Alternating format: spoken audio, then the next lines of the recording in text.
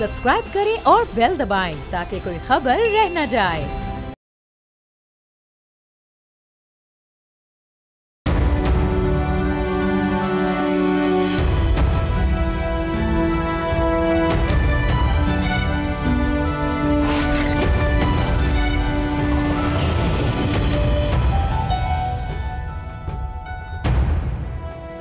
सदर मुमलिकत ने एक आईनी इख्तियार इस्तेमाल किया और 3 जजेस की रजामंदी से इस्लामाबाद हाई कोर्ट में उनका तबादला किया।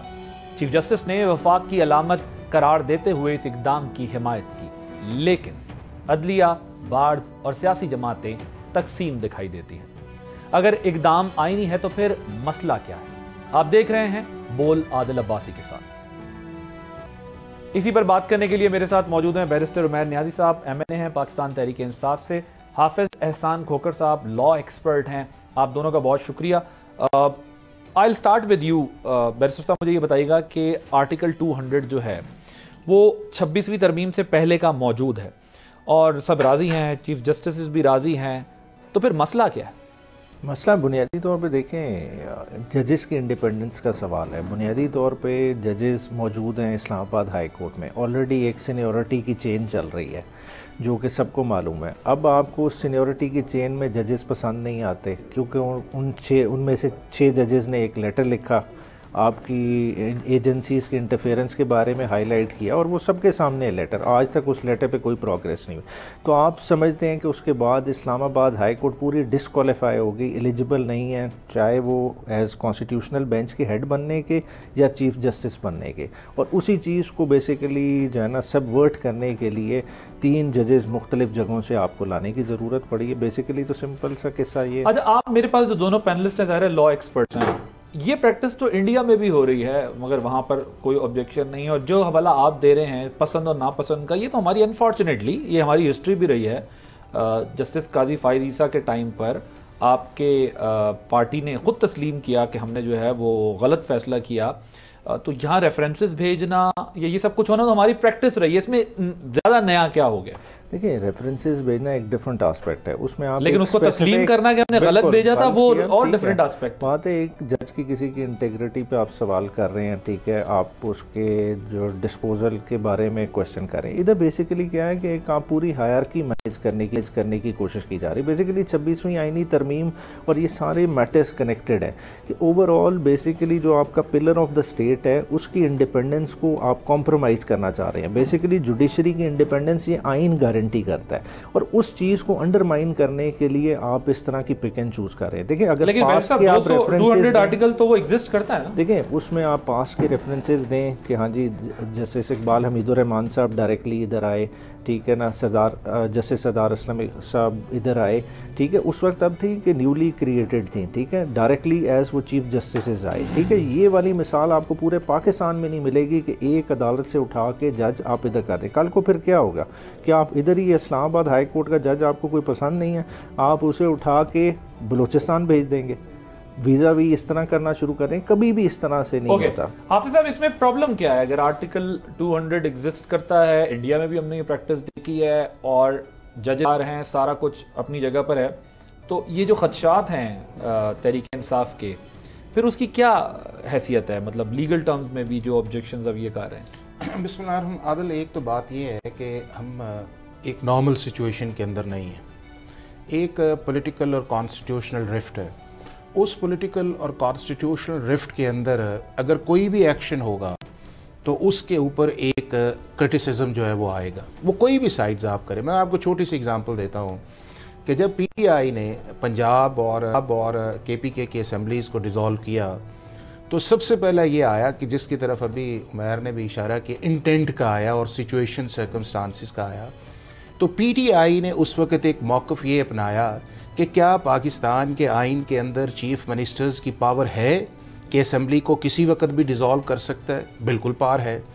अब अगर चीफ मिनिस्टर्स के पास ये पावर डिज़ोल्व करने की है तो उन्होंने डिज़ोल्व किया। अब बहस इस चीज़ पे चली कि क्या वो इख्तियार इस्तेमाल हुआ ठीक है या नहीं है, लेकिन मोस्ट डिफेंडिंग आर्गूमेंट्स ये आया कि चीफ मिनिस्टर का इख्तियार है और वो इख्तियार इस्तेमाल कर सकता है।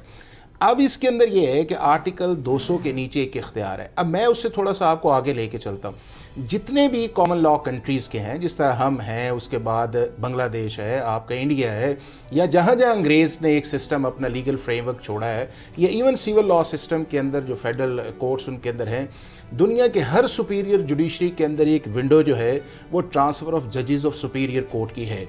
انڈیا کے اندر آرٹیکل 222 ہے، اور وہاں کے اوپر جو پریزیڈنٹ آف پاکستان ہے، جو لینگویج ہے کانسٹیٹیوشن کی، وہ یہ ہے کہ پریزیڈنٹ آف انڈیا جو ہے وہ چیف جسٹس کے ساتھ مل کے کسی بھی جج کو ایک جگہ سے دوسری جگہ ٹرانسفر کر سکتا ہے۔ ہم نے یہ لیا ہوا ہے کہ ہم نے کہا ہے کہ نہیں، پریزیڈنٹ آف پاکستان یا چیف جسٹس بھی آئے، کنسرن بھی آئے، اور اس کے بعد وہ جج بھی آئے جس جج کو آپ نے ٹرانسفر کرنا ہے۔ اسی طرح جرمنی میں بھی ہے، برطانیہ میں بھی ہے، امریکہ کے اندر بھی آپ ون کورٹ سے ادھر۔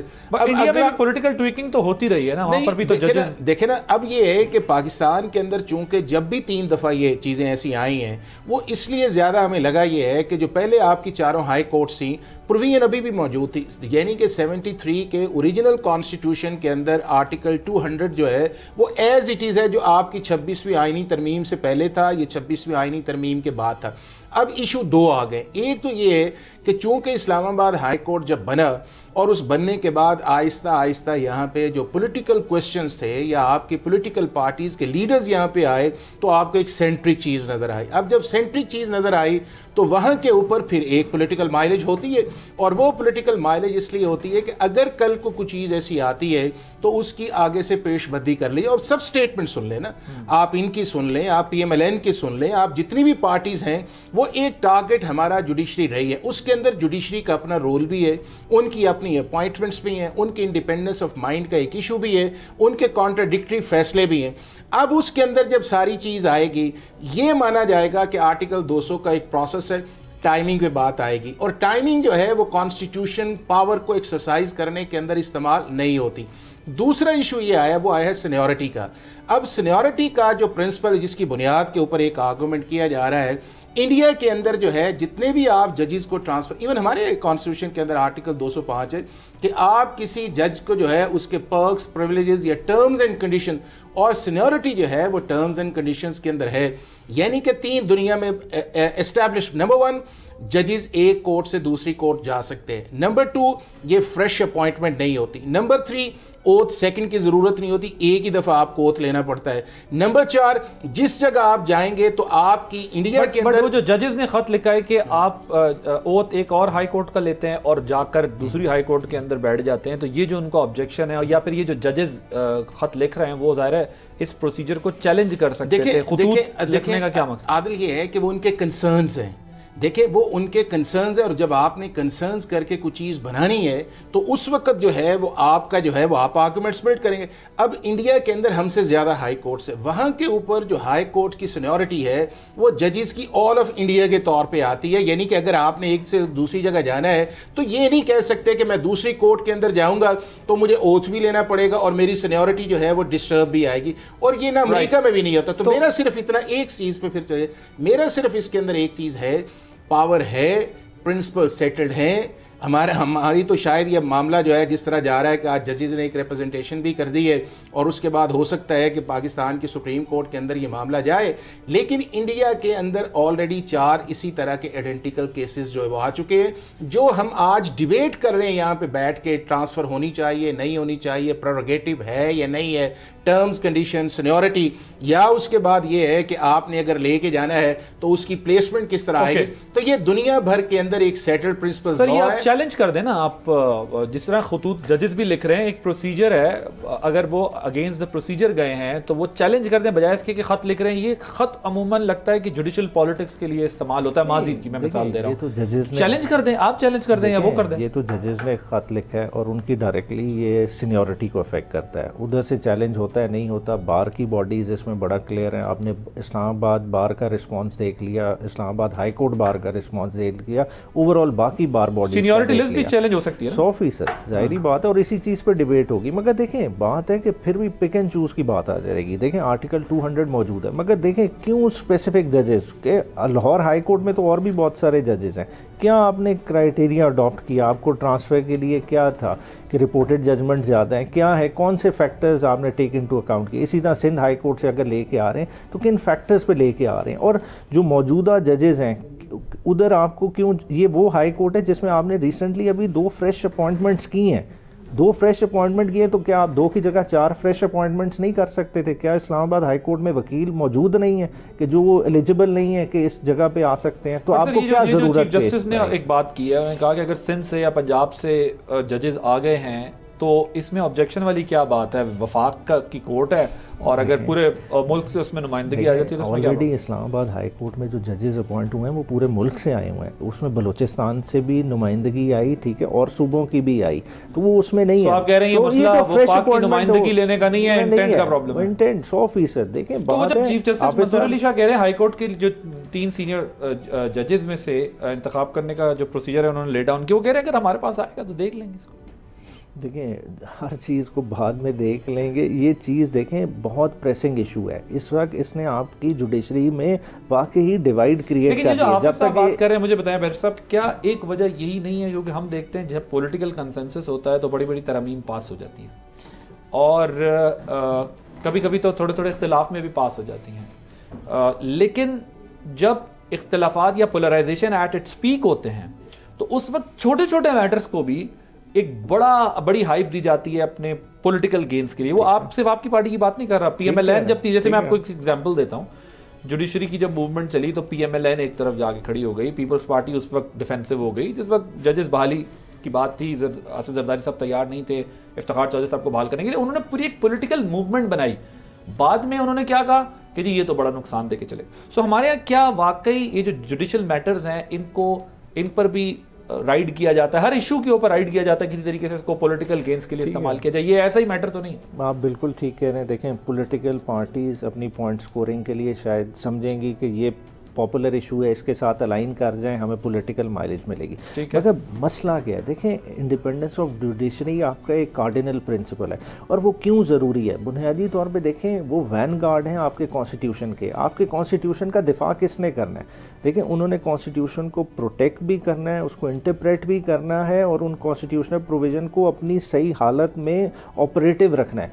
अगर अदलिया हम छोड़ देंगे किसी की मर्ज़ी पे तो फिर इधर किसी के भी राइट्स फुलफिल नहीं होंगे। मतलब सेफ्टी तो दूर की बात है कि देखिए हम एक थर्ड वर्ल्ड कंट्री, हम बहुत पीछे चले गए हैं। देखें हम अगर दूसरे इंडेक्स पे आप हमें गेज करें, हम बहुत पीछे हैं, हम बहुत सारी चीज़ों में मान ही नहीं रखते, तो हम क्यों इर्रेलेवेंट हो रहे हैं? हमें फोकस हमारा कहीं और होना चाहिए, बजाय इसके कि हम कोशिश करें कि हमने जुडिशरी को फतह करना है, वो हमारा डोमेन नहीं है। साहब ये जो इल्ज़ाम लग रहा है कि जिसने आपके राइट्स को प्रोटेक्ट करना है, आप अगर उधर कॉम्प्रोमाइज़ कर देते हैं जजेस को, जुडिशरी को, तो वो आपके राइट्स को कौन प्रोटेक्ट करेगा? एक दूसरी चीज़ ये है कि जब इंटेंट को डाउट किया जा रहा है, सस्पेक्ट किया जा रहा है कि आप ऐसा इसलिए कर रहे हैं क्योंकि आपको अपनी गर्दन बचानी है और आप इस वजह से अपनी मर्जी के लोग जो है वो ला रहे हैं और इतने बड़े इदारे को आप कॉम्प्रोमाइज़ कर रहे हैं, इस इंप्रेशन के साथ अगर आप लीगल पोजीशन लेकर भी खड़े होते हैं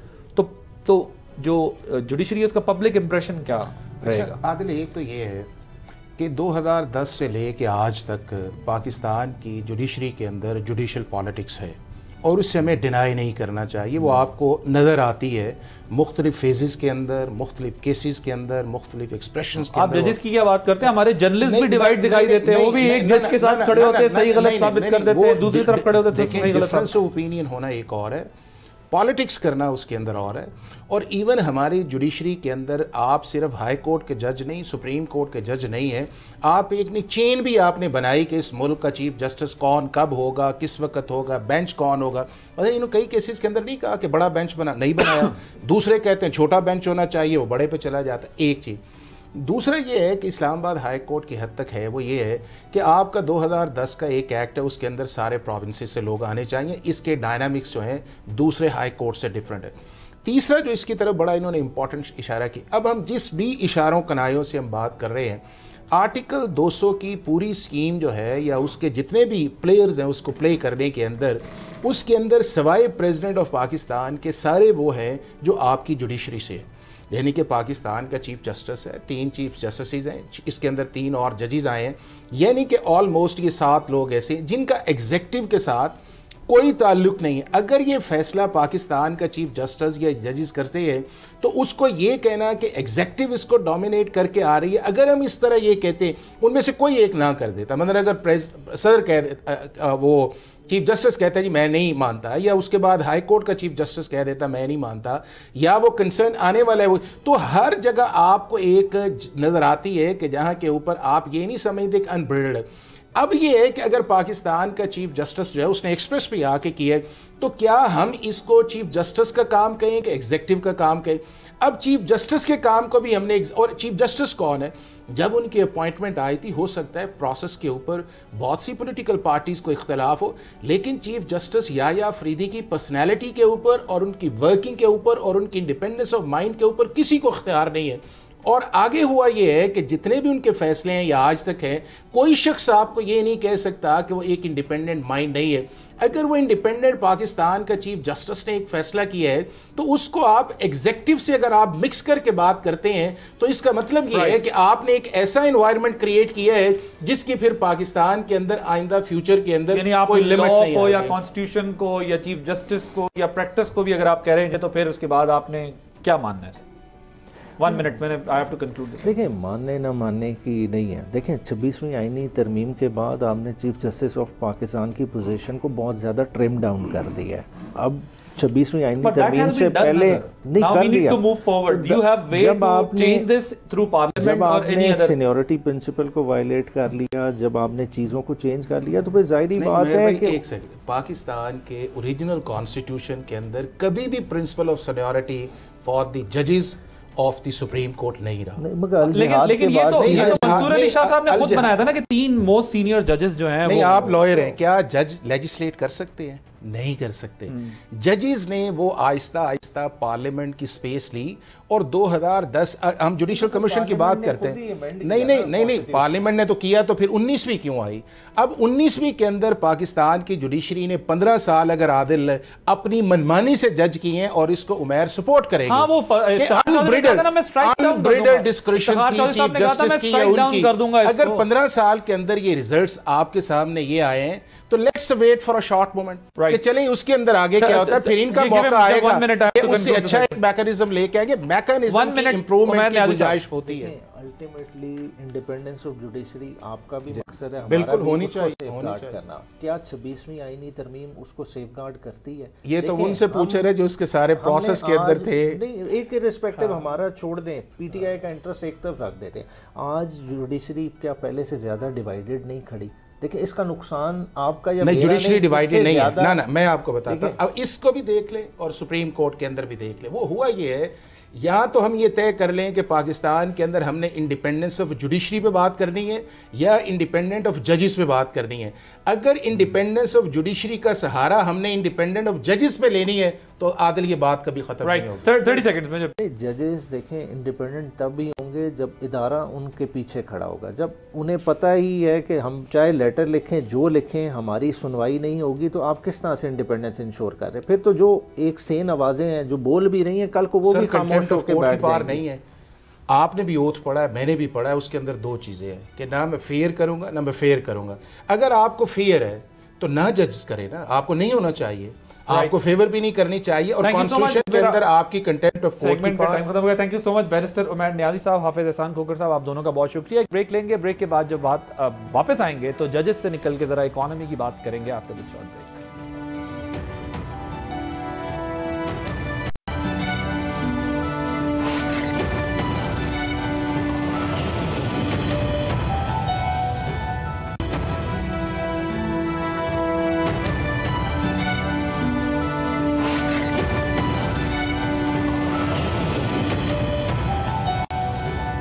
ویلکم بیک. جنوری میں مہنگائی کی شرح 2.4% پر آ گئی ہے.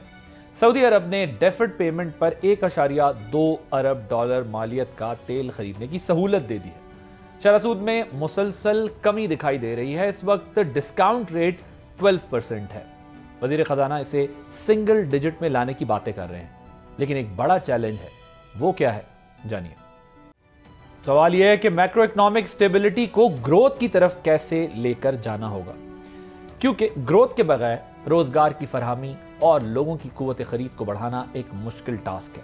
अगर महंगाई कम भी हो तो कंजम्पशन बढ़ाने के लिए डिस्पोजेबल इनकम का होना बहुत इंपॉर्टेंट है। ये सब कैसे होगा जब मिडिल क्लास का बड़ा तबका सैलरीड क्लास पर टैक्सों का बोझ है। ज़राअत और इंडस्ट्री में मतलूबा रफ्तार पर जो ग्रोथ होनी चाहिए वो नहीं हो रही। ये तमाम मसाइल क्या हैं, इन पर बात करने के लिए हमने दावत दी है economic expert doctor Farooq Salim साहब का। डॉक्टर साहब thank you so much joining us. मुझे ये बताइएगा कि जो मैक्रो इकोनॉमिक इंडिकेटर्स हैं हमारे, they are much better now, लेकिन वो जो ग्रोथ का एलिमेंट है that is missing in this whole process. का जिक्र किया आपने, इन्फ्लेशन का जिक्र किया।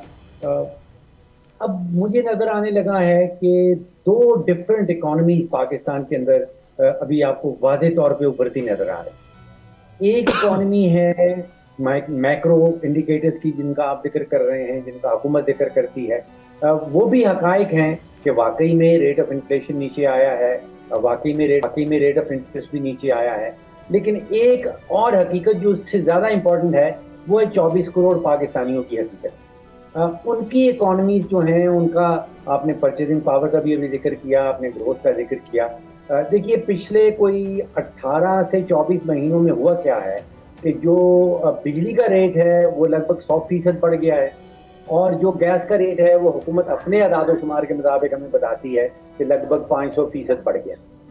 अब तनख्वाहें नहीं बढ़ी हैं, और जो कुव्वत खरीद है एक आम तनख्वाहदार घराने की, इंसान की, पाकिस्तानी शहरी की, उसका बड़ा बुरा हाल हो गया।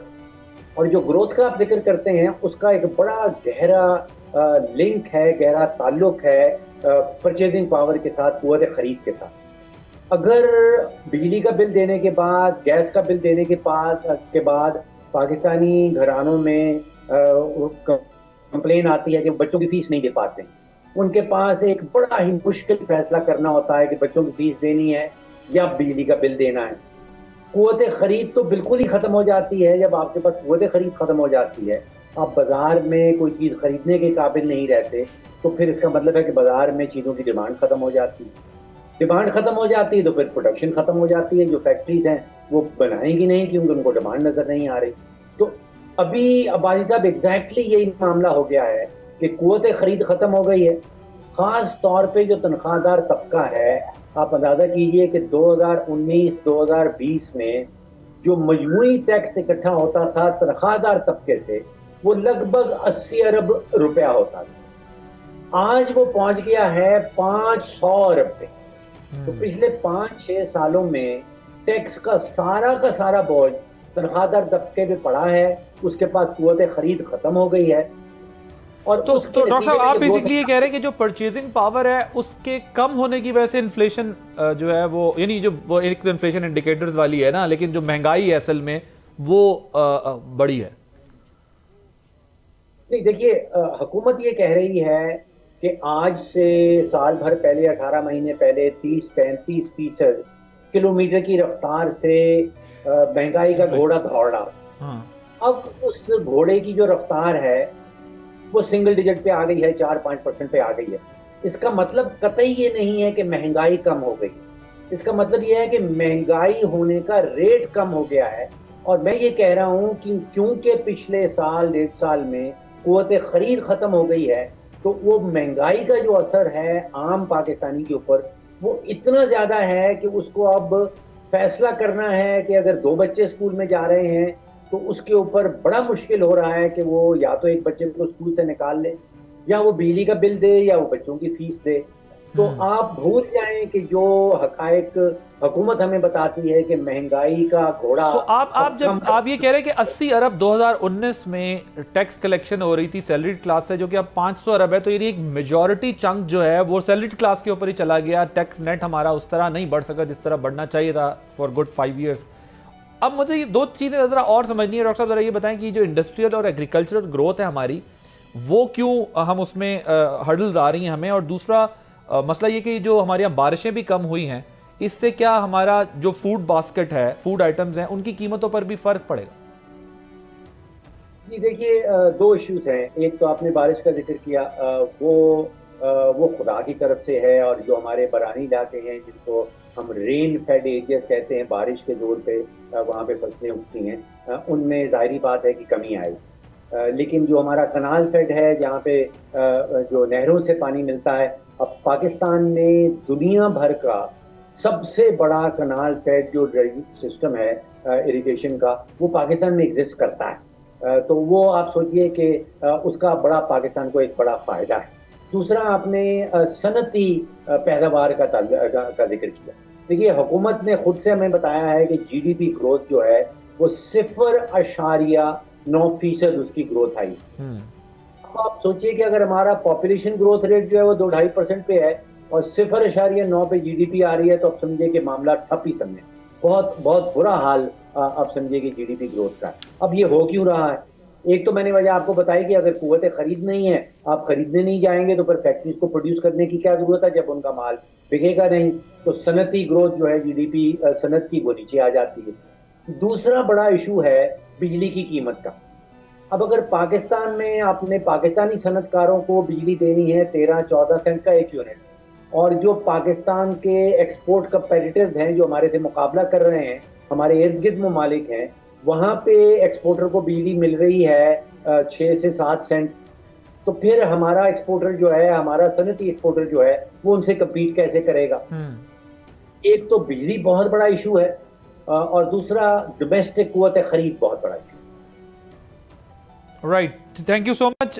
ڈاکٹر فاروق بات کر رہے تھے کہ اکانومی ٹھیک ہے کہ نمبرز ڈیجٹس بہتر ہو رہے ہوں گے، لیکن جو قوت خرید ہے اور جو مہنگائی ہے عام عوام کے لیے، اس میں ابھی کوئی خاص فرق نہیں پڑا ہے، بلکہ قوت خرید جو ہے وہ اور ختم ہوتی جا رہی ہے. ایک بریک لیں گے، بریک کے بعد ایک اور اہم مسئلہ ہے جس کو ہم ڈسکس کریں گے، جو کہ انٹرنیشنل ایشو ہے، جس کا امپیکٹ پوری دنیا پر آئے گا، امریکہ کی طرف سے جو ٹیرفز لگائے جا رہے ہیں. ایک بریک کے بعد اس پر بات ہوگی.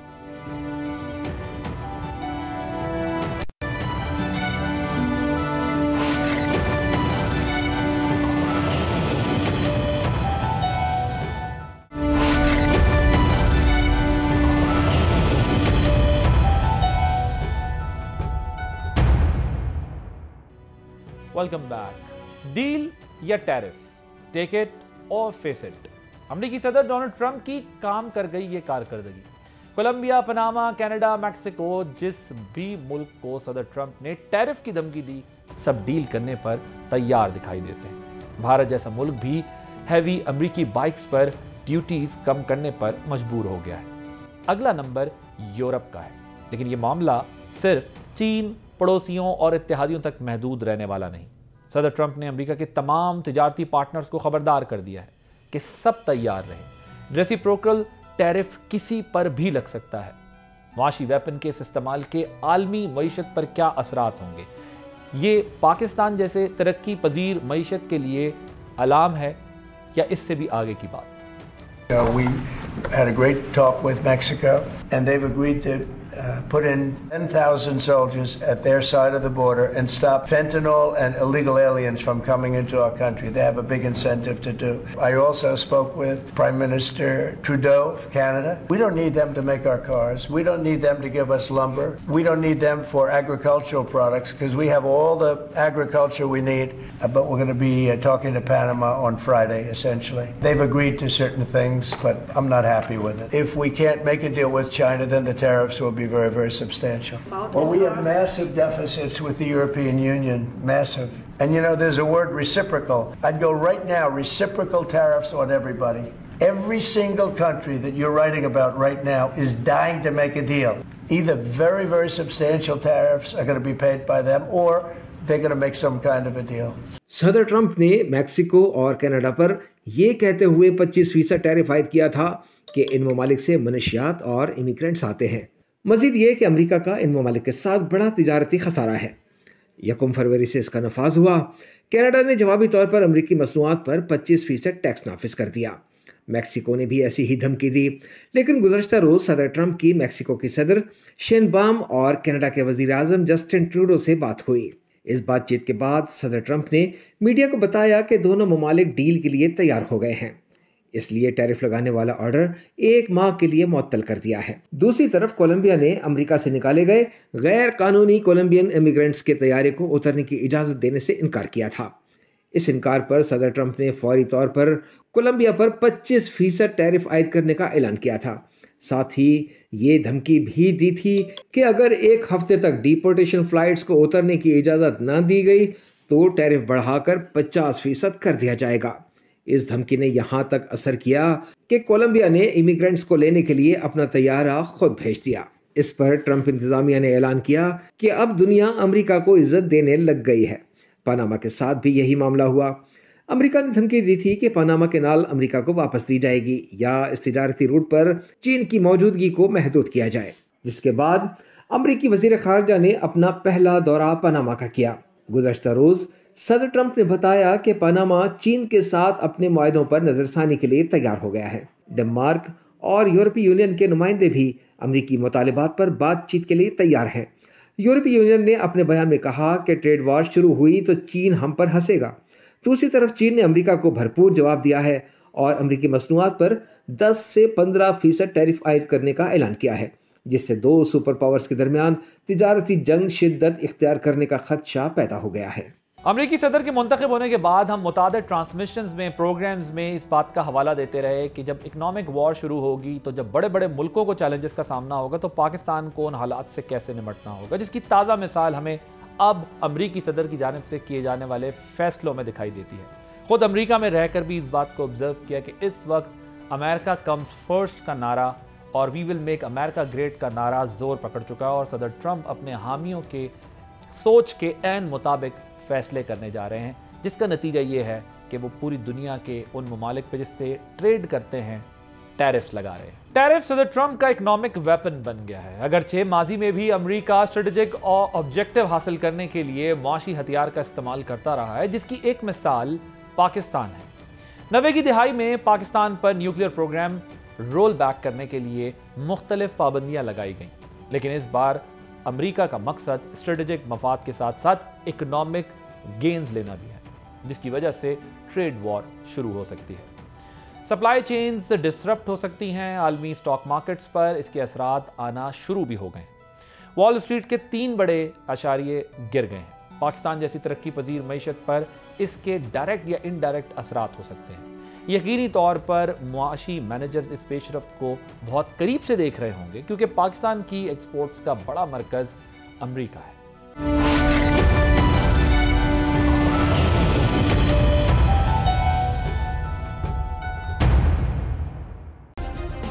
सब्सक्राइब करें और बेल दबाएं ताकि कोई खबर रह न जाए।